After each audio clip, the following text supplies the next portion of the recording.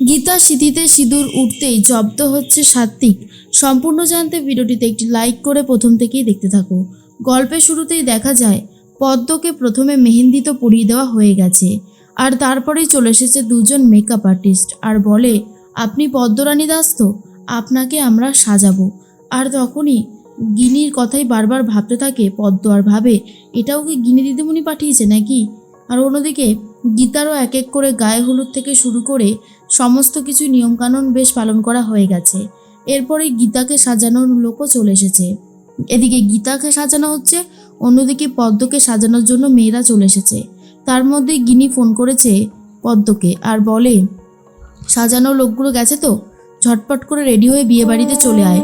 আমি কিন্তু তোর জন্য গাড়িও পাঠিয়ে দিয়েছি, মনে রাখিস বিয়ে হওয়ার তাড়াতাড়ি আগেই কিন্তু আসতে হবে। এর মধ্যেই মনে মনে পদ্ম ভাবে, আমার জন্য এত কিছু কেন করা হচ্ছে। গিনিকে প্রশ্ন করতে গিনি তখন উত্তর দেয়, পাপ করা হয়েছে তো, তাই পাপের প্রায়শ্চিত্ত করা হচ্ছে, বুঝতে পেরেছিস? নে ঝটপট রেডি হয়ে চলে আয়, আর বেশি দেরি করিস না। অন্যদিকে কৃপানকে ফোন করেছে গিনি আর বলে, ওইদিকে সমস্ত ব্যবস্থা কিন্তু হয়ে গেছে, পদ্মকে সাজানোর প্রস্তুতি চলছে, তুমি রেডি তো? তখনই কৃপান বলে, আমার আর রেডি হতে কতটা সময়ই বা লাগবে, আর কিছুক্ষণ সময় লাগবে, তারপরেই হয়ে যাবে। তারপরেই আমি দেখাবো পদ্মকে কত ধানে কত চাল। অনেক অনেক কষ্ট দিয়েছে আমাকে, আমি আর ওকে এত সহজে ছেড়ে দেব না। গিনি বলে, যা করবে ভালো করে ভেবেচিন্তে আর বুঝে শুনে করবে, বুঝতে পারলে? এর মধ্যে কৃপান বলে, পদ্ম, এবার যে তুই নিজে বিচারকের সামনে আমার হয়ে প্রার্থনা করবি যাতে আমার কোনো শাস্তি না হয়। উফ, সেই সময়টার জন্যই না আমি অপেক্ষা করছি, কখন যে আসবে সেই সময়টা, যে আমি এত কিছু দেখব। অন্যদিকে দেখা যায় গীতার মা তো চলে এসেছে। গীতার মা যখনই ঢুকতে যাবে তখনই চলে আসে অগ্নিজিৎ মুখার্জি আর বলে, যাক চলে এসেছেন তাহলে, অবশ্য আপনাদের তো আসার কথাই ছিল, তা তো দেরি করলেন কেন? তখনই গীতার মা বলে, একটু দেরি হয়ে গেল, আসলে কাজকর্ম সেরে তবেই আসতে হলো। অগ্নিজিৎ মুখার্জি বলে, এই বাড়িতেও তো এখনো কাজ আছে, ভুলে গেছেন আগের কথা? তখনই গীতার মা বলে, আপনি কিন্তু আবারও আমাকে অপমান করছেন, এরকম করলে কিন্তু আমি আর এই বাড়িতে ঢুকবো না। অগ্নিজিৎ মুখার্জি বলে, তো আমি কি করব? আপনি কি আমাকে ভয় দেখাচ্ছেন নাকি? ভয় দেখিয়ে কোনো লাভ হবে না, আশা করি আপনি আমার কথাটা বুঝতে পেরেছেন। এর মধ্যেই দেখা যায় যে তখনই চলে এসেছে গীতার শাশুড়ি মা অর্থাৎ জাগৃতি। জাগৃতি বলে, আপনি বাইরে দাঁড়িয়ে কেন, ভেতরে আসুন। ভজন তখন বলে, যাবে যাবে, ভেতরেই তো যাওয়ার জন্য এসেছে, কিছু বাস্তব কথা আগে শুনে নিক, তারপর তো ভেতরে যাবে। অগ্নিজিৎ মুখার্জি বলে, আপনাদের কোনো কোয়ালিটি আছে বলুন তো, এই বাড়ির আত্মীয় হবার আছে কোনো কোয়ালিটি?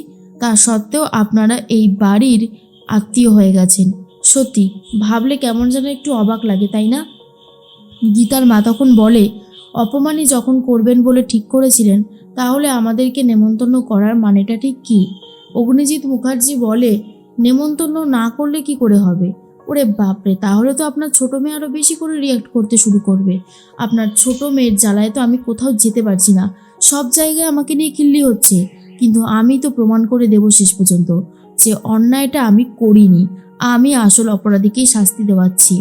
এর মধ্যে জাগৃতি বলে, ছাড়ো না সমস্ত কথা, কেন এই সমস্ত কথা বলছো? এর মধ্যে গীতা তো সাজছে।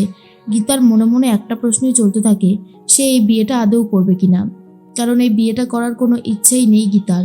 তবুও স্বস্তিকের মুখের দিকে তাকিয়ে এই বিয়ের পিঁড়িতে বসতে চলেছে গীতা।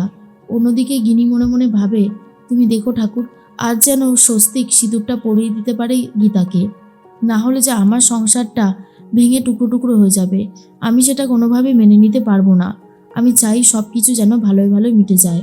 অন্যদিকে তখন দেখা যায় যে সবাই মিলে গীতার মাকে অপমান করতে থাকে।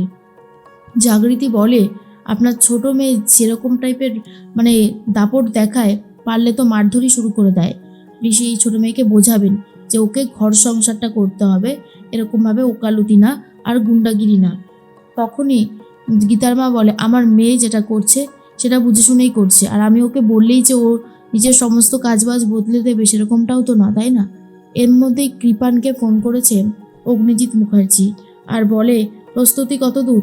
তখনই কৃপান বলে, এদিকের প্রস্তুতি মোটামুটি হয়ে গেছে, আর একটু বাকি আছে।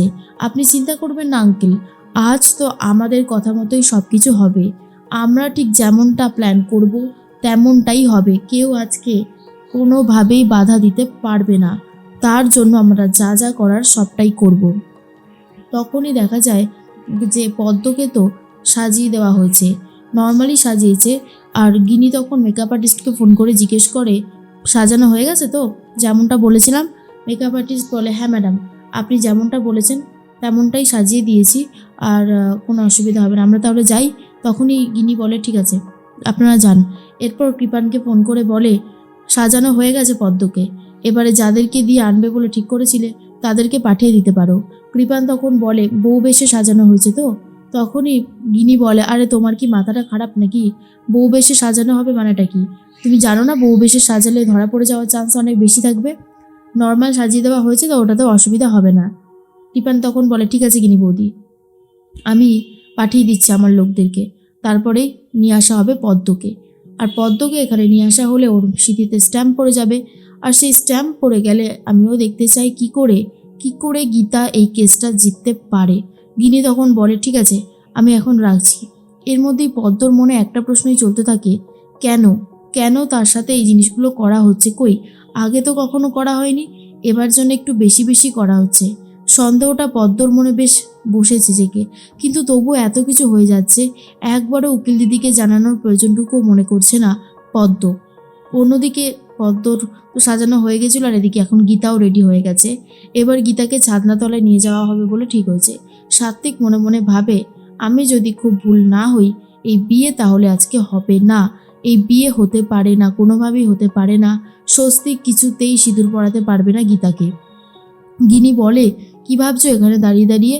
তখনই সাত্বিক বলে, এই যে এত কিছু আলো রোশনাই, খাওয়া দাওয়া, জমকালো আয়োজন, সবটাই বৃথা, কারণ স্বস্তিকের সাথে তো গীতার বিয়েটা হবে না। গিনি তখন বলে, তুমি যেন একটু বেশি জেনে গেছো আর কি। তখনই গিন্নির কথা শুনে উত্তর দেয় সাত্বিক, বলে, হ্যাঁ অনেক কিছুই জেনেছি। আর অন্যদিকে তখন দেখা যায় যে পদ্মকে নিতে দুজন চলে এসেছে, আর বলে, মেম সাহেব কোথায়? পদ্ম তখন বলে, মেম সাহেব মানে উকিল দিদি? উকিল দিদি তো শ্বশুর বাড়িতে।